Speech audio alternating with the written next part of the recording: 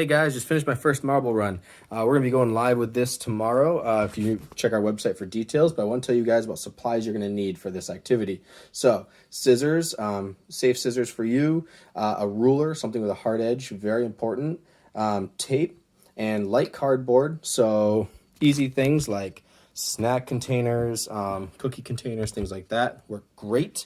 And a large box actually can be helpful. So you'll notice I put everything on a large box here. So if you have a large box, that's great. Or even a bookcase nearby, somewhere where you can mount what you're working on will be super helpful. So you don't have to build all the structure.